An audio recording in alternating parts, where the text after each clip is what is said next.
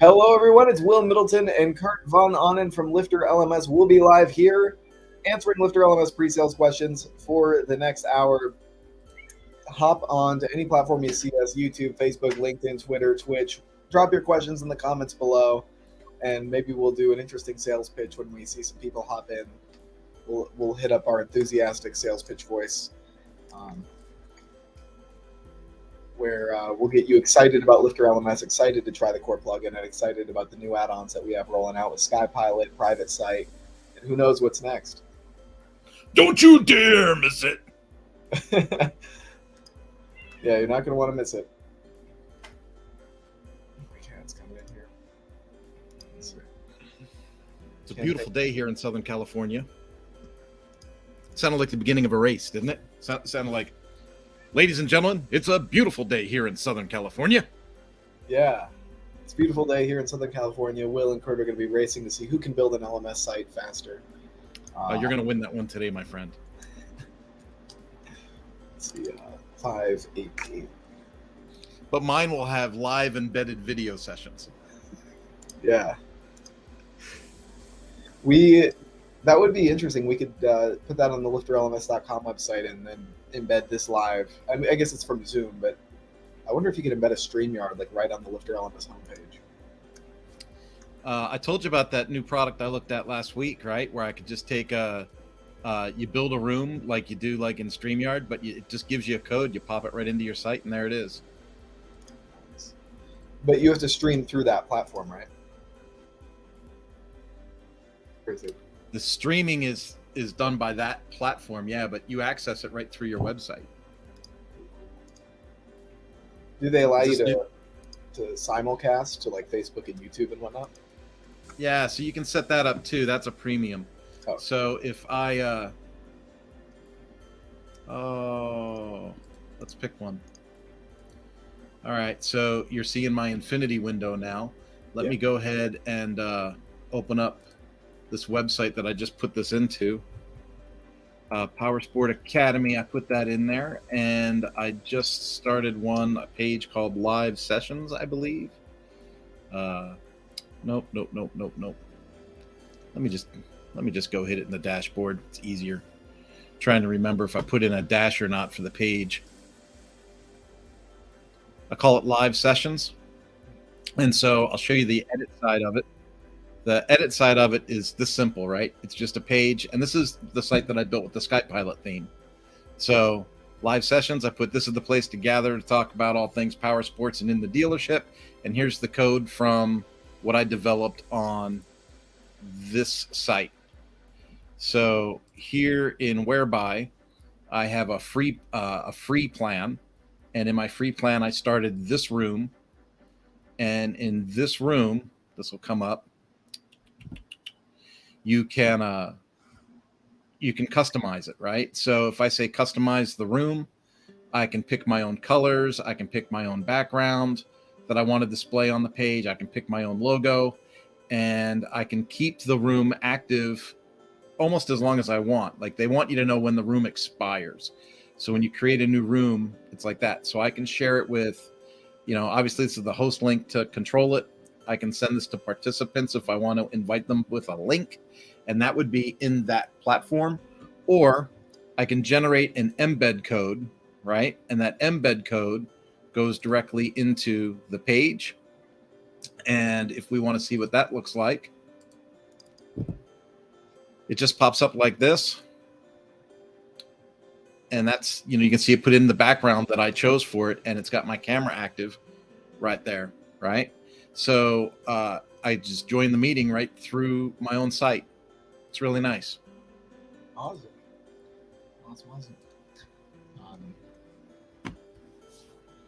And then so what I'm doing is I'm sharing that link, and then anyone that comes to that page can join the meeting, and I have the page set up on lock.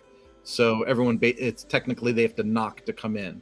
So when they go to come into the meeting, it'll be like knock, knock, and then you can approve them or disapprove them, kind of like Zoom. Nice. So it's got like a waiting room feature. Yeah.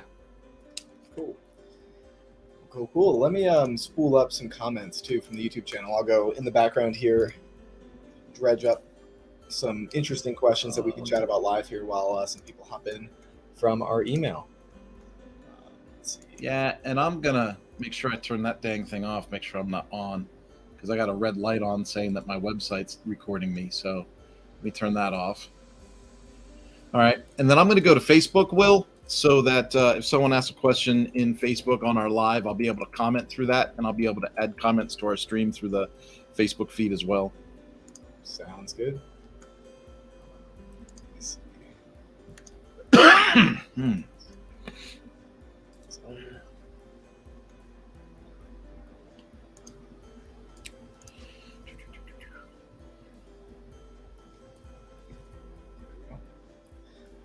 Let us YouTube. Bricks Builder integration. Are you familiar with Bricks Builder integration at all? I'm not familiar with that one. That was a question that came up.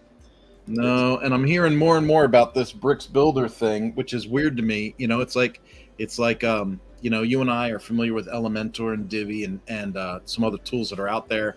Like I remember, you know, building with Origins back in the day. But then all of a sudden I started hearing people talk about this Bricks Builder.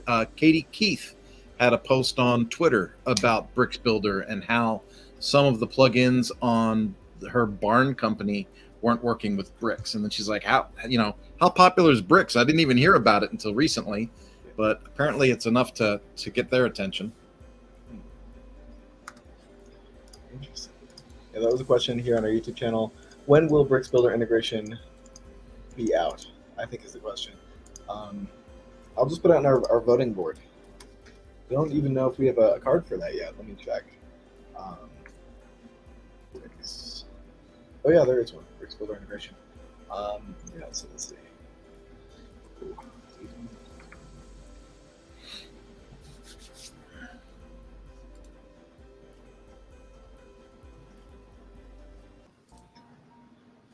Okay. Well, that's, I guess, all the comments from last week. There weren't really any questions in there. Let me hop back out, jump into Facebook. Every time I open a Facebook, I'm just bombarded with notifications, and it makes me not want to open it again. I'm just like, I'm not going to come back until next week. Let's see. I only check my Facebook once or twice a week.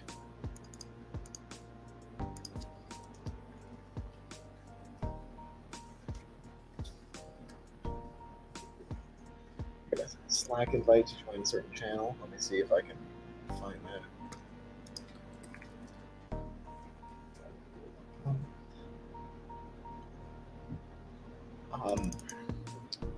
There's actually a pretty decent question on the Facebook page, and that's the one that says, "Hey everyone, I would like to edit the text on our reset your password page. Currently it says lost your password.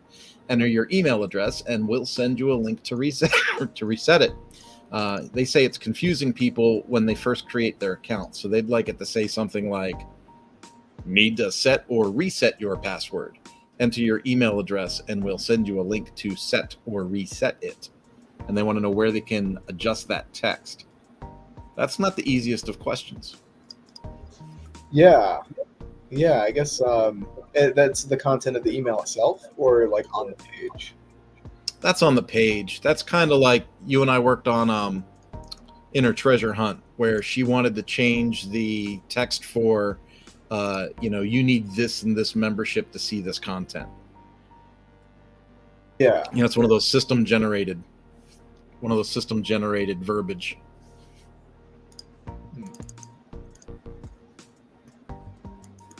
Let's see. Yeah, so there are loco translate options. I've done that before where I've translated English into English, just translating a string that I want to change. It's a little more complicated because you have to introduce the loco translate plugin, but you could also probably dig into the LifterLMS code itself and find what text you want to change directly, because of course it's all generated by the code that's in those plugin files, but there's all kinds of directories and stuff inside of that. So a code snippet would probably be what I would deploy, like if I'm using a child theme or something like that. Yeah, I think it was a code snippet we used on the project with Treasure Hunt. Yeah. Yeah, code snippets. I'm relying more and more on code snippets to change certain text rather than trying to find another plugin or something I can use to do it. Let's see. There we go.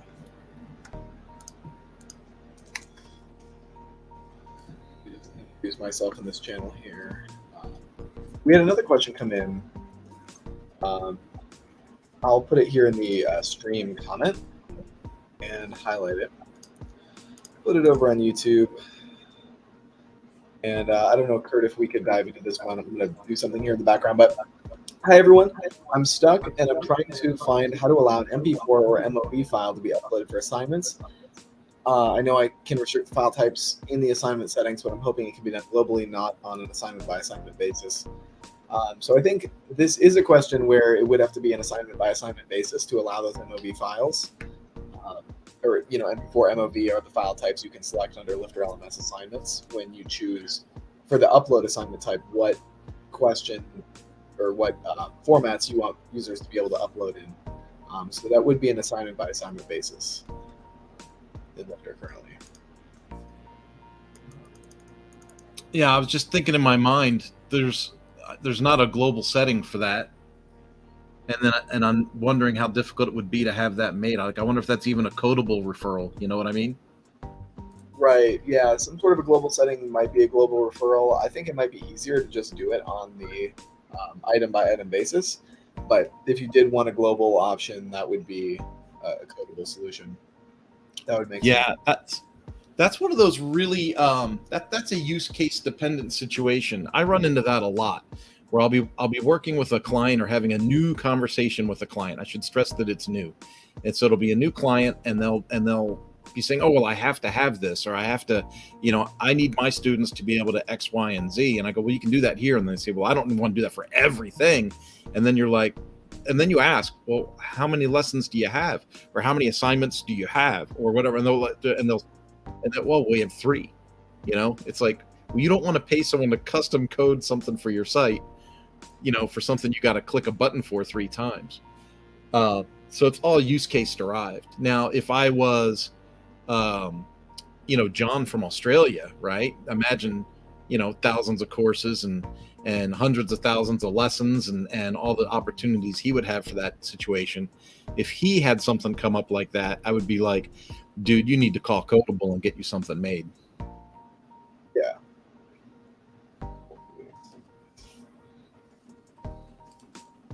I'll throw that in our feature request board.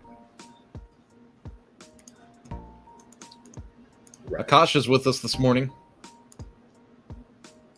Awesome. I think it might be super late where Akasha's at. Well, I don't know, but he's using Tom and Jerry, and Tom and Jerry's not even allowed to play on American television anymore. We're not going to be able to promote this.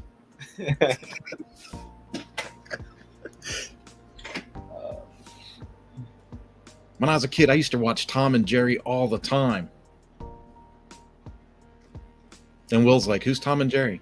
I do remember Tom and Jerry showing up. I wasn't big on the show. I didn't really follow it too much, but I do remember kind of scrolling by it on Cartoon Network. When I was young, around 2006, it was sort of more of the SpongeBob Adventure Time era of television or cartoons for Cartoon Network and Nickelodeon. Tom and Jerry had already kind of been more of a 80s or 90s thing. So there were replays, but it was on more of the classic channels with like Dexter's Lab and all that kind of stuff.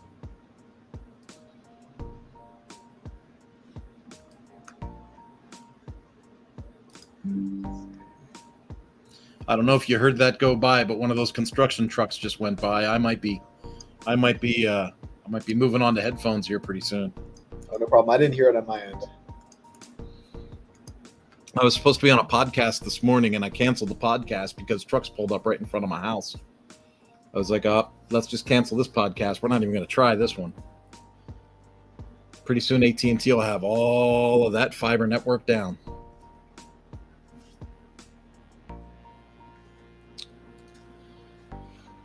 Introduction.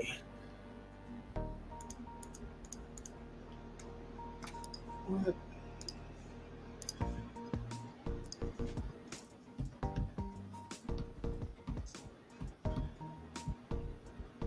see. View message. View.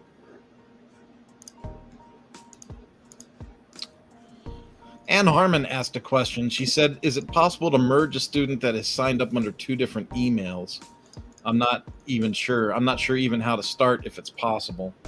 And that's an interesting question, right? Because, out of the box, our answer was, hi, Ann, it's not really possible to merge users out of the box. You could manually enroll one user that they are keeping with the other courses they have access to, but that would not bring their progress or associated order. I will ask them if that matters to them, blah, blah, blah, right? And that's just a one-off case. But there are some CRM tools that will blend accounts and do things like that. So depending on what CRM you might have in your system, you might, have a CRM that blends user accounts as in, primary and secondary email in an account and merge to one username. But then the key to that in an LMS site is what happens to the completion data, right? So that's something that you want to keep track of or look at as you are looking at those tools. I think Groundhog does like a merging thing. If you have duplicate accounts, it'll merge things. Yeah. Duplicate accounts. You mean, on like users on multiple websites? Well, the question that customer had presumably is, they have a site with courses and then someone signs up as jimbob@yahoo.com and then they sign up as jimbob@aol.com. Right. Well, now they've got 2 email addresses and 2 user accounts, and she was asking, how do you blend those? How do you make it jimbob@outlook.com, and get rid of the other 2 or whatever? I don't know. But the hard part with that is each of those accounts is going to have some kind of completion data that would have to get merged or put together. And I think that's where the issue would be. You would lose some of that. Yeah.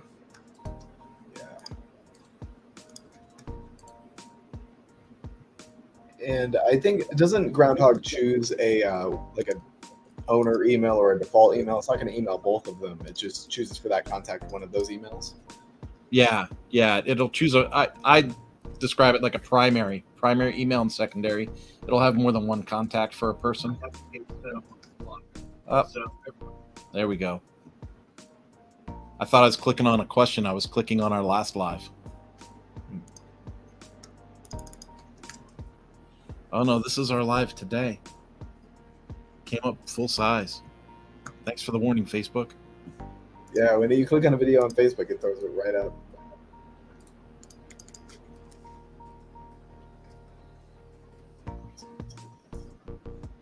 I really thought Julie from yesterday's call was gonna jump on and ask us some stuff.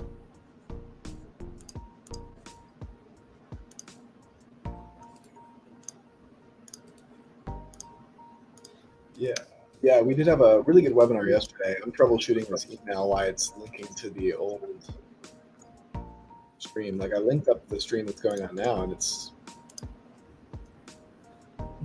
weird.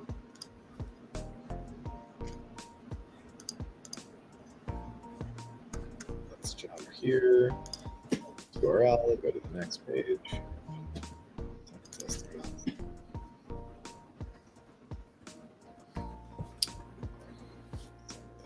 I'm going to change the music because I hate it.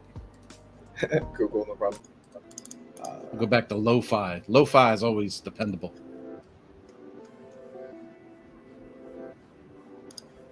It's suspenseful. It sounds like something's coming up next. But wait, that's not all.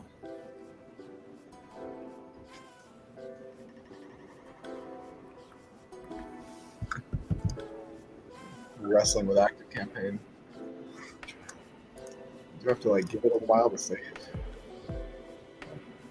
Take some time to think about the change. This.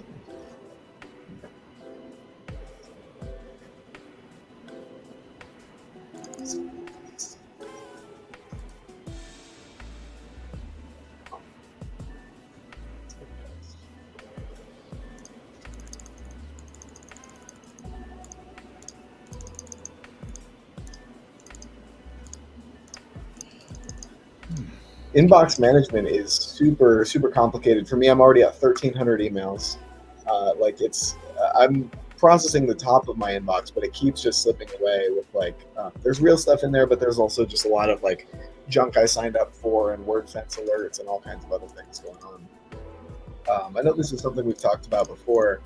I use Gmail for my inbox management system, just for like all my emails can go to one place, or not all of them, but a lot of them go to this one inbox. And so I got to work on getting that habit built back up, and maybe building some filters, putting some time aside to get that sorted.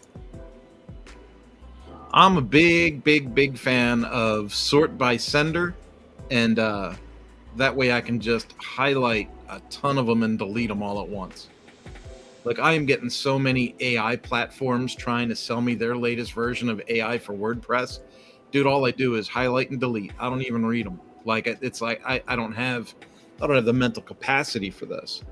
And then like BlogVolt and Malcare status reports, they come in at a high volume, and that's not even that. I do that work under a contract for someone else, and those alerts aren't even for me. They're for someone else on the tagging stream, so I just highlight those and delete those too. So, but I'll wake up to 200 emails in my inbox almost every day. Wow. And so it's just a matter of highlight, delete, look for new names. All right. Who wants to sell me what? I don't want to buy. Delete.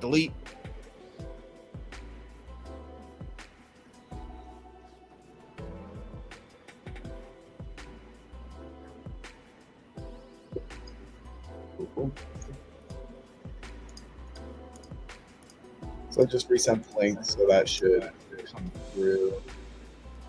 Inviting some more to the call. The active campaign setup I had before, I guess I have to take it slow. It didn't really tell me it was saving or anything, so I was like, all right, we're good to go. Let's click send. But sending the link for last week's replay. So last week's replay had a lot of good stuff on it too, so for anyone checking that out, each of our pre-sales calls has a lot of good content in it. I think the questions that come up in our Facebook group, the questions that come up in the comments are pretty good a lot of the time for like just people who like to sit in and listen to others' pre-sales questions. It's a great resource. Let's see, we got I am putting my post out on LinkedIn as well to share our stream right now.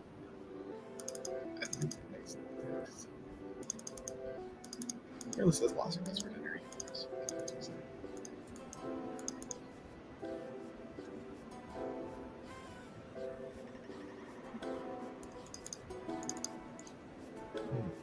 And this question you had brought up about resetting the reset text on your lost password page to make it what you want it to be, or customizing that text.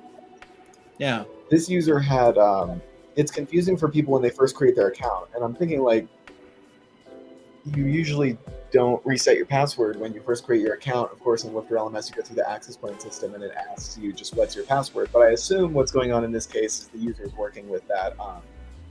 It's that tool that is a third-party shopping cart, like Samcart or something like that, where you create an account through Samcart and it creates you an account in Lifter. This is how the Samcart integration works. LifterLMS didn't develop this. This is developed by them. I think Samcart's the right one. But it creates a user account in Lifter, but it doesn't tell the user what their password is. So then the first step for the user is to purchase through Samcart, then go to the LifterLMS site and reset their password, because they do have a user account, but the password wasn't set. So I'm assuming that's what's going on here. And why I totally forgot about that. We were talking about that. What was that? Dude, that was like 10 or 11 months ago that we were talking about that. Yeah. I totally forgot about that. Yeah, because I was like, what is this person talking about? Like, what this doesn't even, like, what they're describing doesn't even make sense. And then it was, no, it creates the account but doesn't give them access to it. And then they have to finalize the password to get in. Right, and it creates a password automatically, but at no point to tell the user what the password is, and it's like 16 characters. Yep. So yep.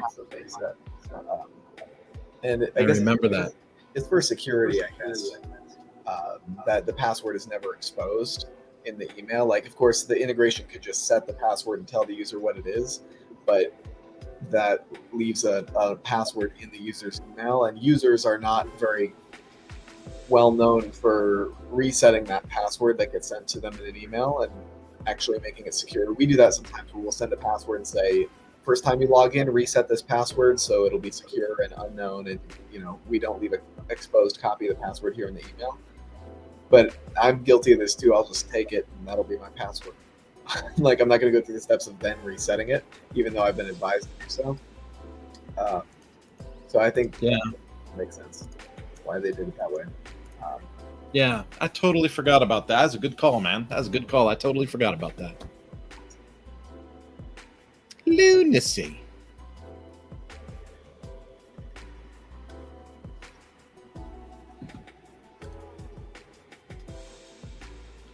All right. I got linked. All right. I'm going to put a comment in LinkedIn too.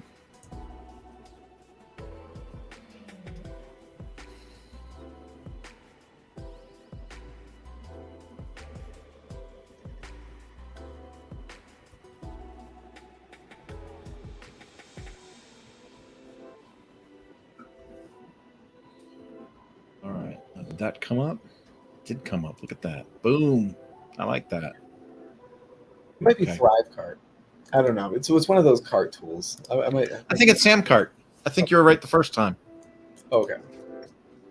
I think it's Samcart. That as soon as you said Samcart, I was like, oh yeah. Samcart's the one with all those ads on social media, like, you could become a millionaire making an online course. What's the most popular way to have a side gig today? An online course. We will teach you how to make thousands.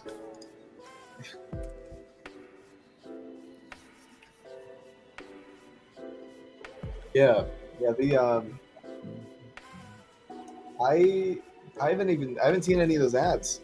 That sounds like a good sales page though. Like a sales page that we could leverage. A lot more enthusiasm for the sales page.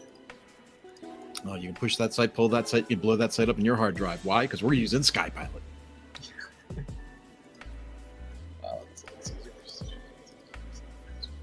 I'm just commenting back to that person here on Facebook, letting them know the options. Yeah, I watched a little of our replay from yesterday, and I wasn't very enthusiastic yesterday. I was really critical of myself. I was like, oh, go here, do this, click that. Yeah, absolutely. Like on my screen shares. And I was like, man, if I was a customer watching this, I'd be like, why does that guy look like someone killed his dog? Yeah, like that's an interesting challenge of bringing like a lot of enthusiasm and energy to the LMS stuff, because what we're talking about is very technical and specific and complicated, and like boring. And boring. Like the you go to like a Tony Robbins seminar or whatever, and it's like, let's talk about how we're going to change our lives, and they're like, I don't know, find growth and purpose. And like a lot of the questions we have here are like, how do I change the text on the last password reset? It's like, well, there's a lot of growth and purpose in that, Will. Yeah, it's like UX design stuff, but it's a really complicated answer because you need code to do it, or a loco translate, which is arguably harder than code. I think some people get like, this is a good topic. I think people get scared by code or see like some HTML that needs to be copy and pasted and edited, and they kind of run away from that. I think I've seen some users who are like, I don't want to touch HTML. I've seen a lot of decisions about what tools people are going to use made based on whether or not there's any code involved or not. But then they end up going through this educational learning curve that gives them, it's almost more complicated than if they had learned some, like just a little bit of the code. And when I say like a little bit of the code, I mean like using CSS display none.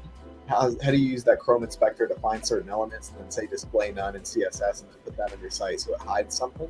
Something as simple as that, or even as simple as just copying and pasting a code snippet for something specific. I've seen users kind of run away from an entire tool from that code. I don't know, Kurt, what's your relationship with custom code with websites and projects? We started talking about that. I alluded to it yesterday, actually, because I started thinking about what was it like in 2004 when I started working with WordPress. Like, I was really trying to go, because people were joking about on the I was on a WordPress meetup recently, and they were like, well, they haven't redone the back end of that thing since 2007 or whatever, talking about the admin dashboard, right? And I was like, well, crap, I was in before that. Like, what was it like? And I was trying to remember, and I can remember I sold a customer. I used to do things really, really cheap in Albuquerque. And I sold a customer this thing. I was like, it'll be a templated site with, we'll just put your content in, blah, blah, blah. Here you go.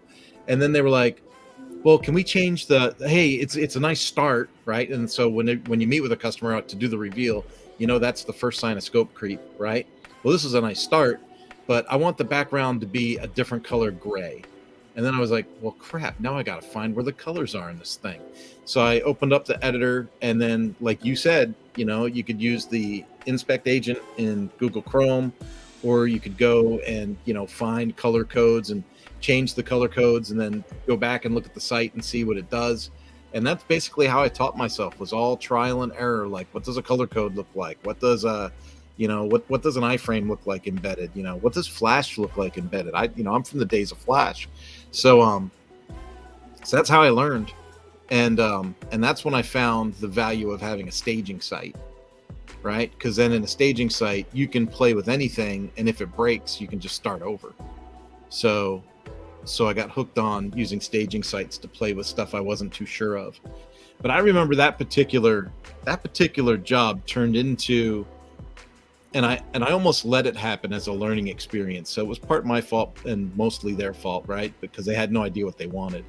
But we want an accordion. Remember those like slider accordions on the top of WordPress pages that were like graphics, and each of the graphics was a page menu? Do you remember that back in the day? That was like 2007, 2008. So you had like layered photographs on top of each other, and when you would mouse over them, they would spread out, right? So it was like an accordion thing. And then it was, well, we want the bezel on the outside of the picture to be this color. We want this to be that color. We want this to match our logo. We want this to be this size. We only want this much of a line between the two tiles. And I was like, this is crazy. And every time I would start to, I'd get it to where I thought, okay, this is good, they'd be like, we changed our mind. Now we want it black instead of gray. I mean, it was nuts, but I got really good at it. Yeah. Page width was a thing that always bothered me. Like, that's like, I'm in my 50s now, and it still bothers me today. You remember you and I were when full site editing first came out, and I was like, dude, I still don't see how I can make my hero image the full width of the page. Right. Like, a lot of times my hero image comes up in the middle of the page with all kinds of like margin and padding around it, right? And I'm like, no, I want it to be a cover image. I want it to do the whole thing. Yeah. And even today, I still sometimes I get into the back of the site and I just have a hard time with the width of the page and adjusting that. Yeah, a lot of that has to do with the theme too. Like, the theme will determine what settings are for determining the width of a page. So it's going to change based on if you're using Astra or Cadence or SkyPilot. Like, it's going to be different in each one of those themes. Yeah. And I've noticed there's a huge difference, between picking like cover image or embedded image or maxi block image or what. Like, they all have their own tweak, and you have to kind of you have to experiment to get used to all of those.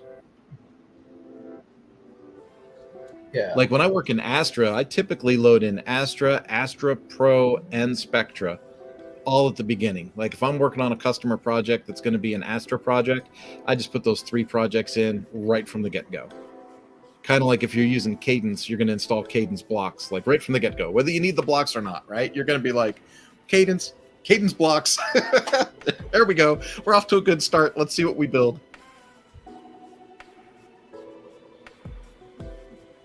Yeah. That makes sense. We had another. Oh yeah, sorry. Go ahead. No, I was just gonna say something else, but one of my contract clients is actually moving to the whole Cadence thing, like Cadence Cloud, Cadence this, Cadence that. So apparently I'm going to have to become a Cadence expert pretty soon, like I forced myself to be with Astra. Yeah, you might be able to convince them if they're making a switch right now to go to SkyPilot. That one will be like supported by the LifterLMS as a company for a long time. Yeah. Let's see. We're taking a look again at cron issues.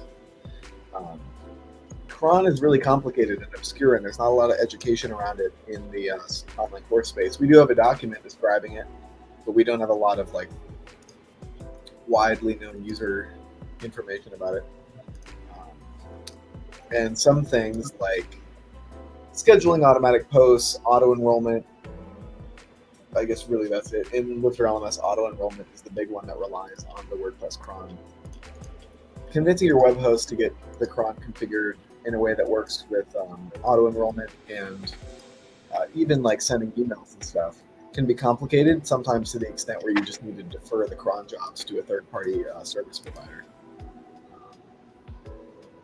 And it just occurred to me, so we use cron for the membership auto enrollment, right? Yeah. So if you're using a CRM tool that advises you to turn off WP cron, then the self-enrollment won't work, the auto enrollment won't work, right?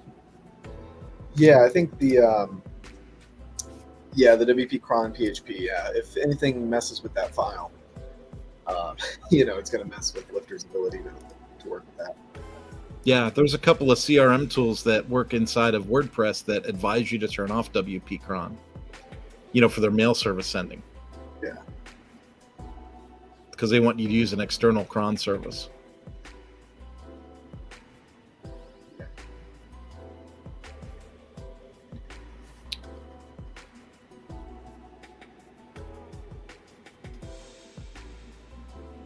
Well, hey, I see that we have a few people that are actually watching the live. Since you have, here we go. Is LifterLMS only available on WordPress? Yes, it is a WordPress-based plugin.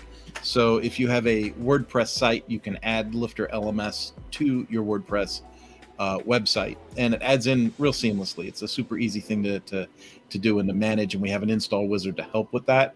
I would just ask McPick Pro Art, what platform are you currently on? Like, are you on Wix or something similar to that?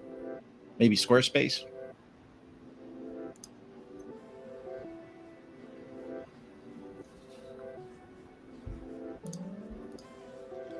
Let's see.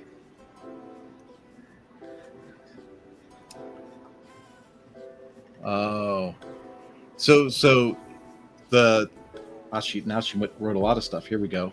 Okay, nope, WordPress. Mickey, hey Mickey, if you, I was gonna say, so if you're on WordPress now,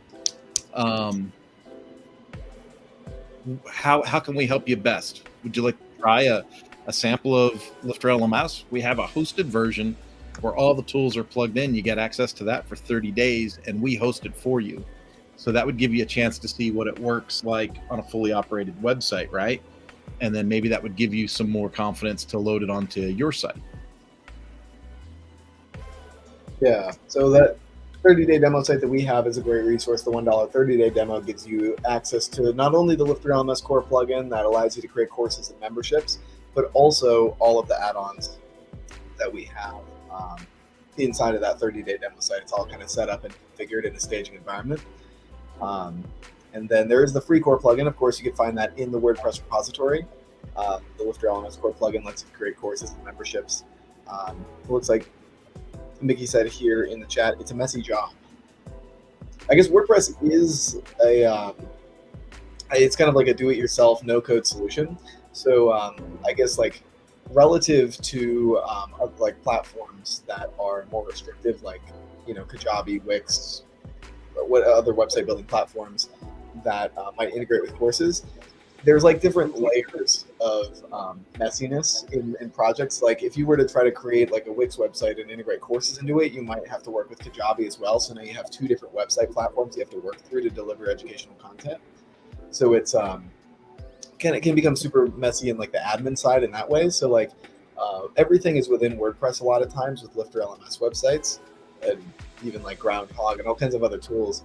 Operating under the back end of WordPress can make it feel a little overwhelming sometimes, but once you understand like functionally how this stuff is working within WordPress, it kind of clicks and becomes a lot easier. I know it was a learning curve for me, and a learning curve I didn't want to do like 7 years ago.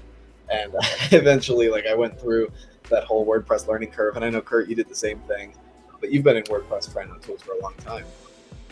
Yeah, and what's so I've really come to a lot of conclusions over the time, because I've done Joomla, Drupal, Moodle, standard HTML with Dreamweaver, and I landed on WordPress because, believe it or not, it was less messy. Once I understood that everything was pages and post types, and I understood what plugins actually did, it was less messy for me. All of these platforms have a learning curve. Like if you want to jump into Kajabi and host a course, there's still a learning curve to how does that platform work? How do I load my content? How do I set up my payment gateway? And they're the similar questions that you have in the WordPress space. I just think with WordPress, especially for someone new to WordPress with 60 some odd thousand plugins to choose from, it does look convoluted and messy and unfocused. When if you talk to people that are specialists in a field, they can help whittle down, hey, what are the important tools that I need to consider, and how can I make this less messy? And so, if you want to make online courses a thing, you can install Lifter for free. A WordPress installation is pretty straightforward nowadays with most hosts.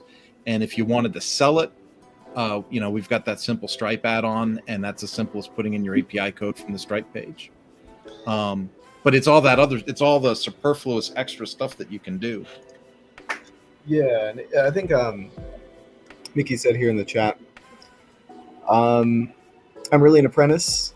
I've done a lot of sites, but they're all messy. Make something of this. Yeah, so it is complicated when a lot of times I've seen this a few times where organizations will have like maybe apprentice or internships, and then they'll be like, this person is below the age of 30. They're the tech person now. And they'll give them all of their complicated technical mess that they've been acquiring for the last few years. And so whatever platform it is, whether it's WordPress or ActiveCampaign or any tech stack, they're like, all right, there we go. You can figure this out. And I've got great news for you, Bobby. You're our new social media manager.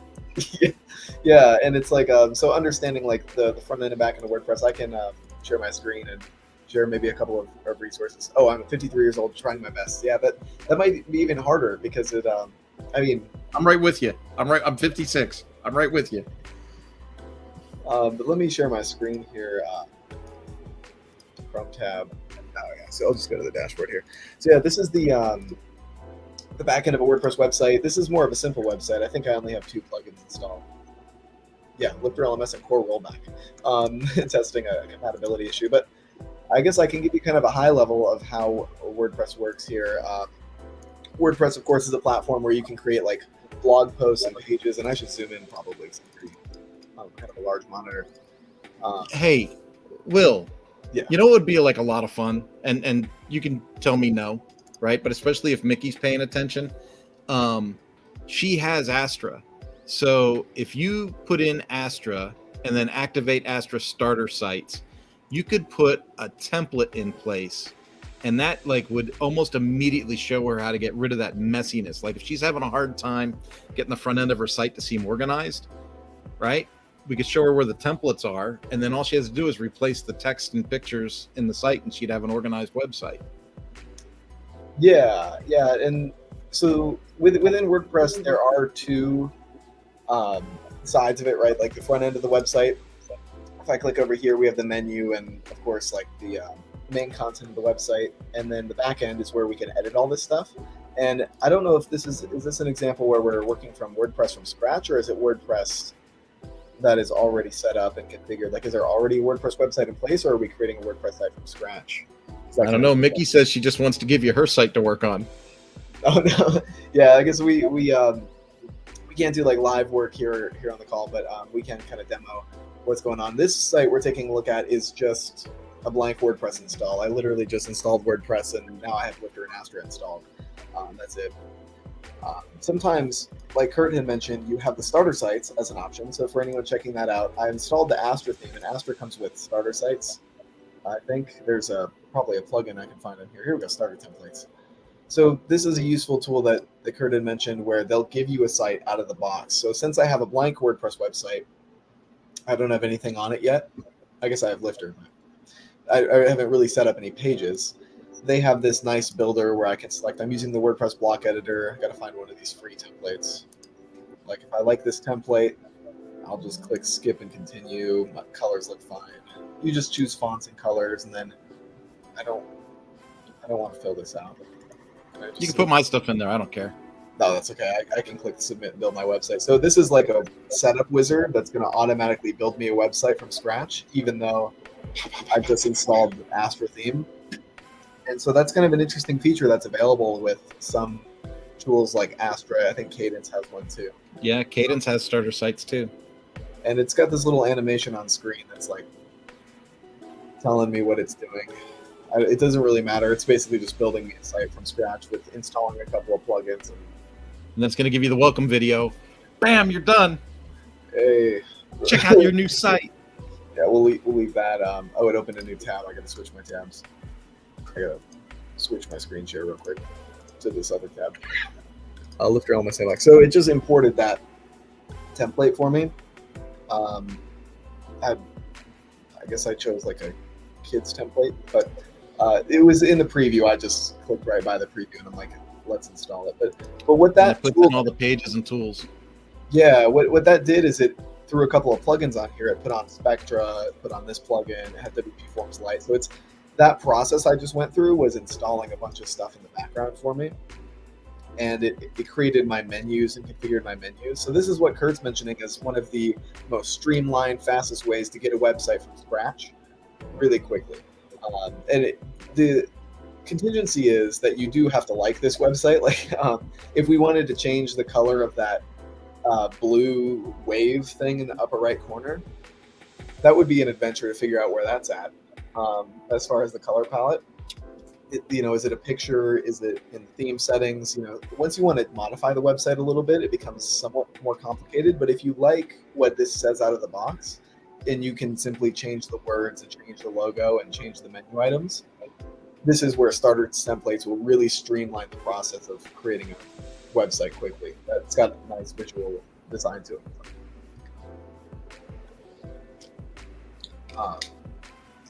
Let's see. Check it out. Yeah, if you've already done like a bunch of work on the website, taking it from where you're at to where you want to go is kind of a interesting challenge. I don't know, like Kurt, I know you've rebuilt some sites from scratch where like you've been partway through a project and you're like, you know what, I could get to my end destination faster by working with a starter site, so that might be an option. Otherwise, like, yeah, my other top recommendation, I guess, would be the LifterLMS Academy site. We have the Getting Started with WordPress, yeah. Yeah, the Getting Started with WordPress course and the Getting Started with LifterLMS course is just a great groundwork. I can grab links to those. Yeah. I've got to log in to this as well. Let's tag it, made something. Welcome to our Slack channel. Okay. Let's see. Yeah, Mickey's got other teachers that want to teach on her site too. So she's actually looks like she's building kind of a course marketplace out. Yeah.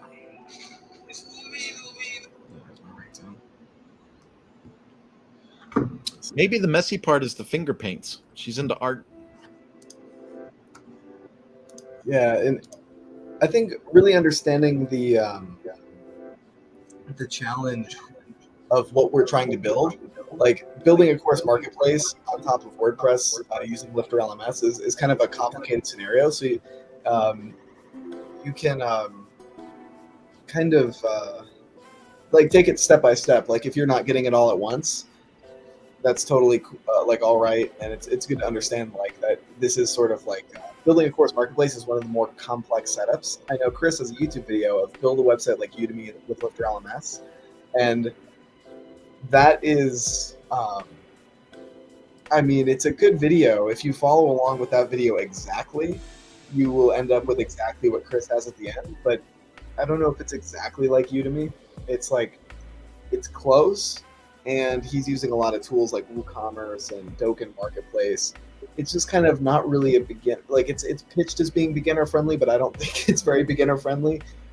Personally, like of course I understand everything he's doing, but I've been doing this for like years, and I think most of the people coming into that who want to create a Udemy style should take it kind of like slower.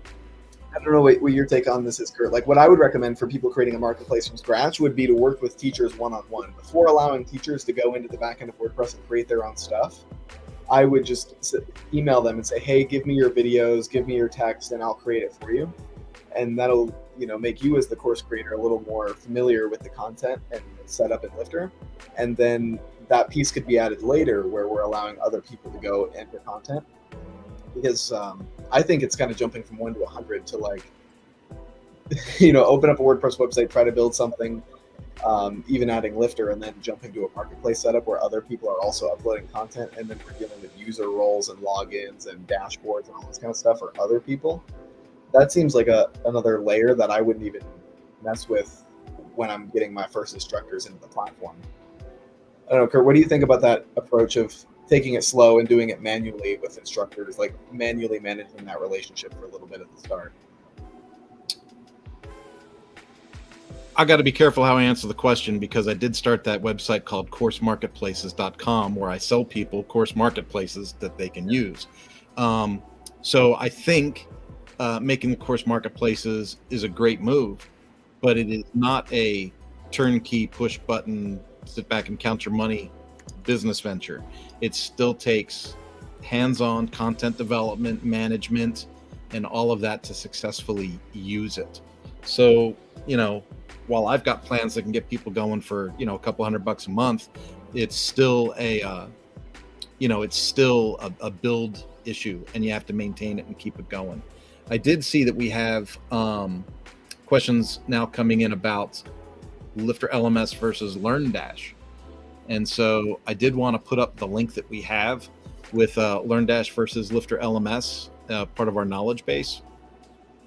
But I have customers that are on LearnDash, and I have customers that are on LifterLMS.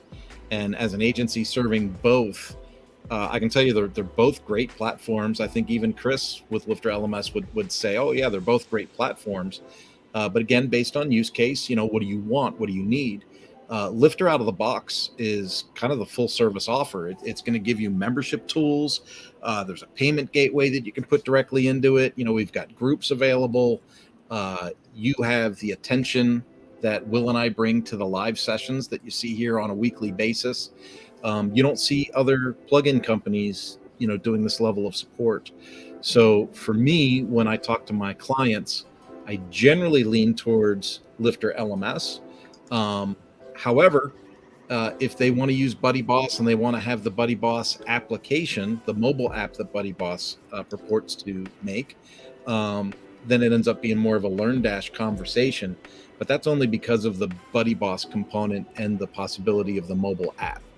And I seem to have a lot of people that I run into that think that that's a possibility. But out of the 12 or 14 clients I've had that have had that intention, I only know of one, and it's not even a client, actually, that one. I only know of one that really pursued the app and still has yet, after 2 years, to have the app released. So that's a hard one to really jump into. I think when you start comparing LifterLMS to LearnDash, at least as far as me and Will are concerned, obviously we are pro LifterLMS, but we would encourage you to do the research on both and then make the decision that fits your use case the best. Ironically, the person that got interviewed on WP Tonic this morning is from Stellar WP that has ownership of LearnDash.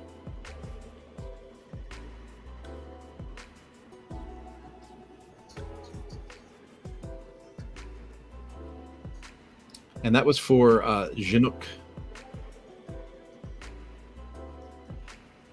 says here, can you tell me why I should choose Lifter? Lifter, I think. Will, you're awfully quiet. Can you even hear me?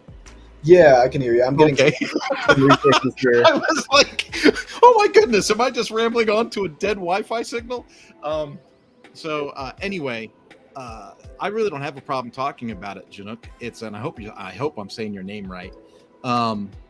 Again, for me, it comes down to, what comes out of the box and what level of support am I going to get? And when I look at Lifter compared to LearnDash, I see that I get straightforward membership tools. I don't have to play that malarkey game that they play with the groups and having to manipulate groups to be able to offer memberships.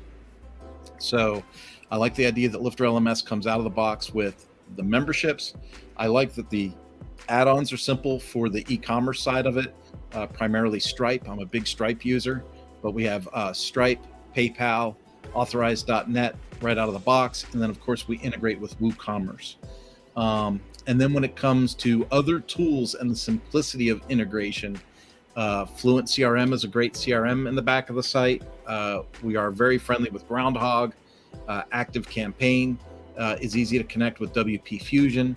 It's just the flexibility and the support that comes through LifterLMS really, I don't think is matched with other providers. So I'm pretty strong on the Lifter side. But like I said, I do have personal clients in my agency that are in the LearnDash environment. So I still get the opportunity to work in that environment as well. The course builder structure, I think Lifter is a little more clean, but it's adaptable. Like building in LearnDash and building in LifterLMS, there's a lot of similarities in how that course builder structure works. So that's super similar.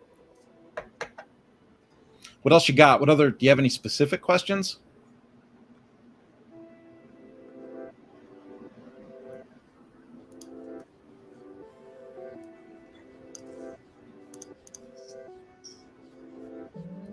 He says you're saying it right. Yeah. No, it's good. And for me, just to be honest, man, I feel truly blessed that I get to work in both. And those aren't the only ones. I've worked with OpenLMS, TutorLMS. I've also worked with Bridge, LearnUpon, Moodle. So I'm not coming to the conversation from a perspective of, hey, my first course was in Lifter and I loved it and I'm a fan. Yay! No, it's more like I've used Moodle and I've struggled with Moodle. I've used OpenLMS. It kind of seems like an extension of Moodle. Then Bridge and LearnUpon were third-party providers. I've used some custom LMSs in the corporate space. Those got real clunky using some SCORM packages and things like that. But we just put out some content about how to put SCORM into LifterLMS as well. So super flexible. And he says, nope, that'll do. I think he just wants me to shut up now. Awesome. And the question earlier about getting started with LifterLMS and WordPress, or just developing an understanding of it, I put 2 links in the chat to our academy, the Quick Start course for LifterLMS and the WordPress for Beginners Masterclass. And I don't know if I love that title, WordPress for Beginners. It's a great tool for WordPress for Beginners, but it's also good for people just who aren't beginners, who are trying to more deeply understand fundamentally how WordPress works. It was useful for me when I was venturing into development. I had already used WordPress for 6 years. And I was interested in the development journey and learning how the code and everything comes together. And that was a great course for it. Mickey said, thanks, Chris. I don't think Chris is in the chat right now. When I put something on YouTube, it has Chris's face because that's our YouTube thumbnail. But I'm I'll take credit. Those courses, one of them is taught by Chris. The Quick Start course is a great resource. And all those tutorials on YouTube are really great for understanding WordPress, but I think the most streamlined place is the WordPress Beginner Masterclass and the Quick Start course. Oh no, you're all good. But yeah, those are the 2 best resources, I think, for where you're currently at, Mickey. And that'll help with the fundamentals. Oh, you thought I was Chris? Yeah, Chris sometimes picks up the phone and is people say, like, oh, are you Will or Chris? Like it's something that people mix up, and Chris has been like my mentor for the last like 6 years, so I'm like Chris Jr. emulating Chris's style and behavior. That does kind of look like me. But I don't know. Did you see the comment that came in from it's from our friend in Bologna? He put, unfortunately, LifterLMS is not very customizable and manageable with various page builders, such as Divi or Elementor Pro. I just wanted to point that out because there's the buttons that you got to click in the settings for Elementor to be able to edit the lessons and courses. But I found that I could edit and build templates in Elementor for lessons and courses almost as flawlessly as I could for other pages. What's your experience in that, Will? Right. I mean, for me, almost as flawless. There are a few considerations like using shortcodes instead of blocks. Like, of course, in LifterLMS, we leverage the blocks in the WordPress editor, and you'd have to use shortcodes if you're working in Divi or working in Elementor. It's something to kind of wrap your head around. Like all the blocks that we have available in WordPress are also shortcodes. So you can just use the shortcodes in place in Elementor.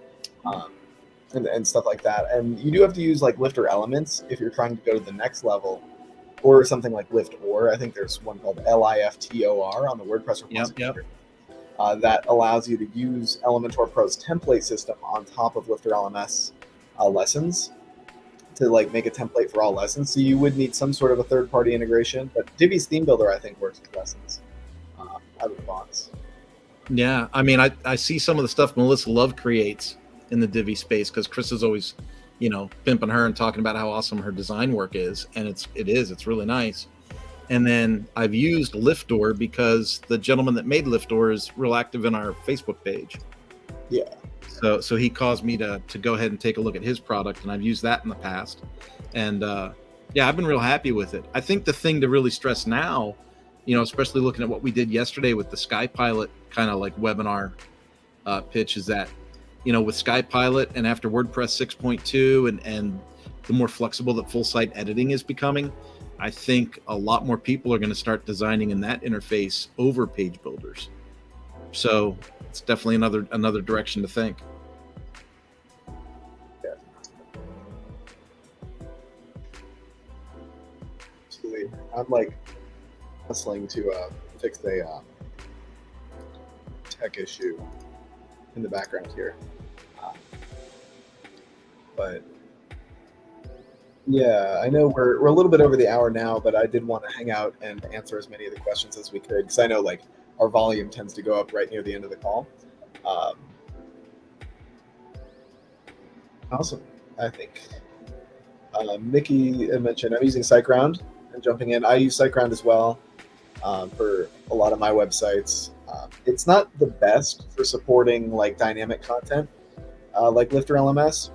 I sometimes run into issues where my advanced videos might not work and stuff like that, but my core sites don't leverage a lot of the more complex functionality of Lifter. Complex functionality would be like using advanced videos to track user progress and force users to complete videos.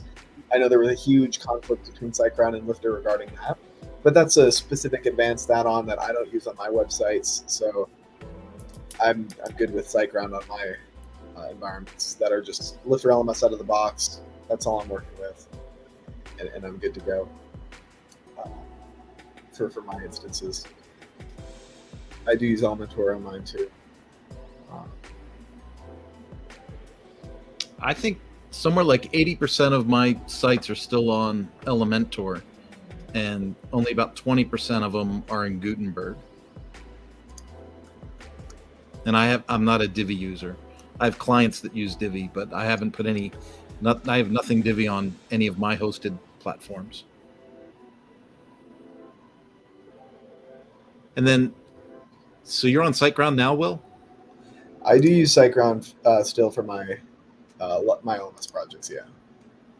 Yeah, I recently moved a bunch of stuff from Bluehost to Cloudways, and then I took some other stuff and put it on 20i. 20i's out of the UK.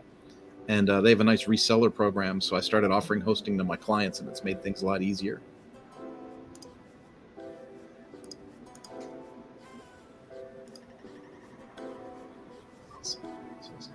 Cool. Well, all that Lifter advice you gave Mickey, turns out it's not going to work. Oh, what do you mean? She's on Tutor LMS. Oh, yeah, Tutor LMS is different than Lifter. Lifter, they're competitors in the WordPress space. So, both WordPress plugins that allow you to create courses. But yeah, unfortunately, our advice won't apply to Tutor.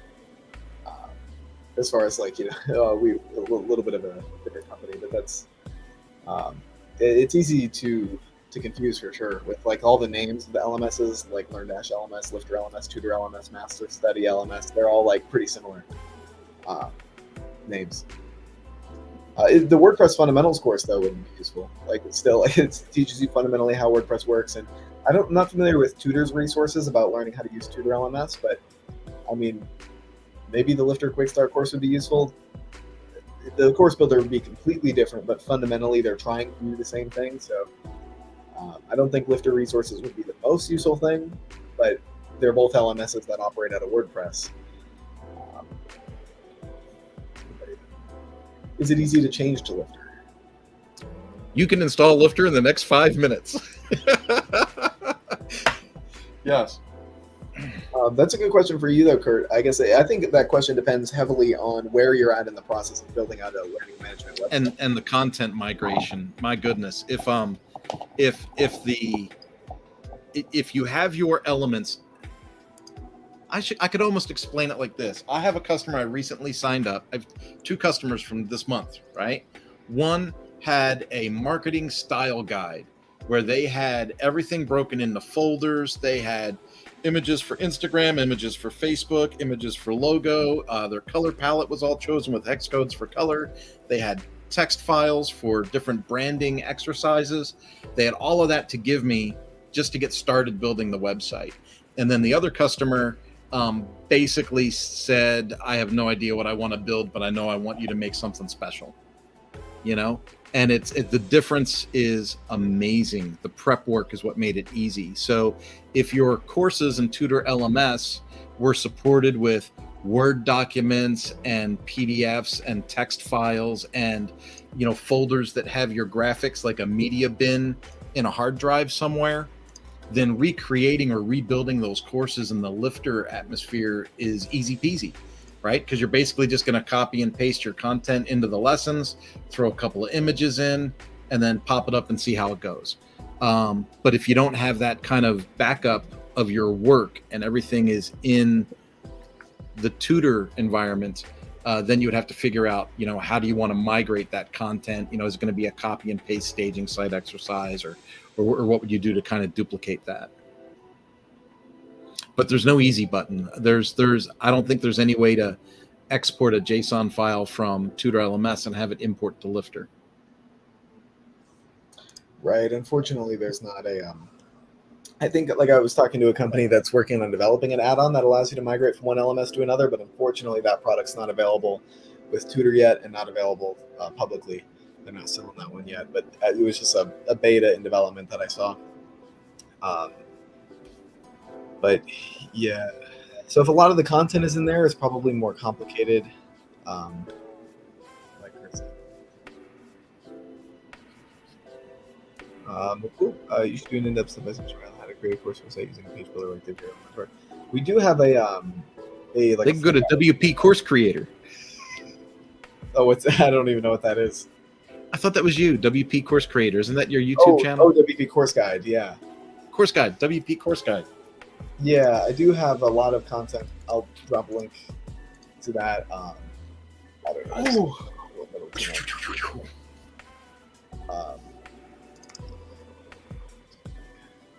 Yeah, so this is a channel that I created years ago with a lot of good content around LifterLMS and Elementor. I don't really do a lot with Divi. I do have one tutorial on there about how to activate the Divi builder, but I'm sure Tech for HomeKit's past that point of just the basics of launching Divi inside of Lifter. That I didn't really go too deep on Divi, but there is a lot of LifterLMS Elementor content I have on there. Not for nothing, doesn't Melissa Love have a course on using Divi with Lifter? I don't know. I think Chris pointed that out on one of our lives once. Yeah, if she does, that would actually be a great resource. I wonder if we can find that. She has a webinar, like an hour-long webinar, where she shows how she built her website with Divi and Lifter. But I haven't seen her course.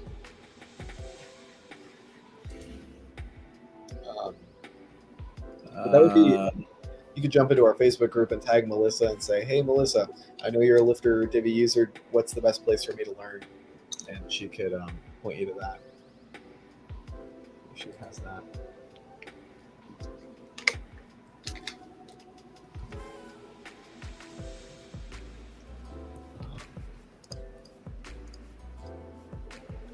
Yep. I was just looking for a link.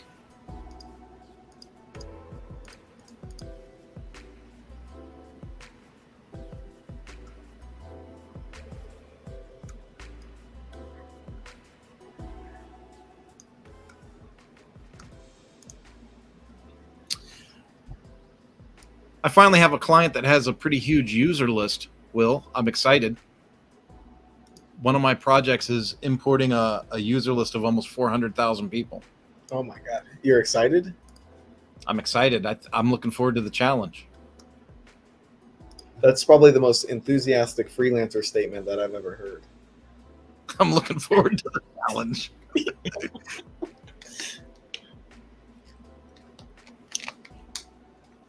Like that was, yeah, I want to see if the CRM blows up. Boom! I'll be right back. Okay, cool.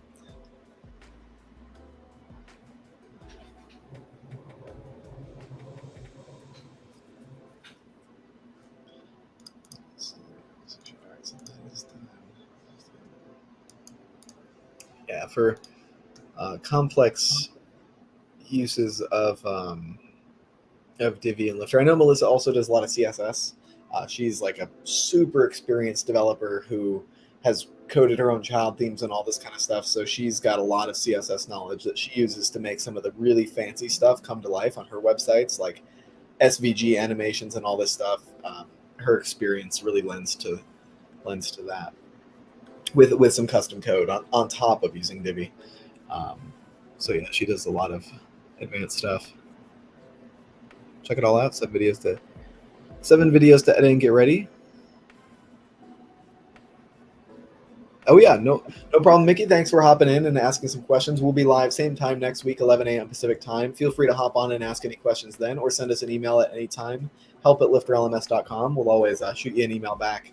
Help point you in the right direction. But thanks for joining us.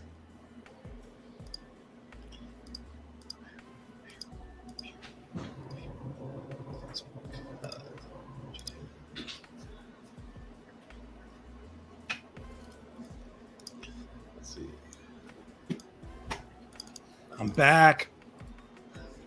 Awesome. And we could probably wrap up the stream. I think we kind of got to the end of our question list, so we could wrap it up and grab a break, because we'll be back on in about 45 minutes for another call. Yeah, we have some people signing out. So thanks everyone for hopping on. Will Middleton and Kurt Von Ahnen from LifterLMS will be live again next week, Thursday, 11 a.m. Pacific time. We'll catch you then, and feel free to let us know if you have any comments, questions in our Facebook group, YouTube channel, wherever you see us. Thanks everyone for joining, and we'll see you next week. Right back at you, Mickey. Bye-bye.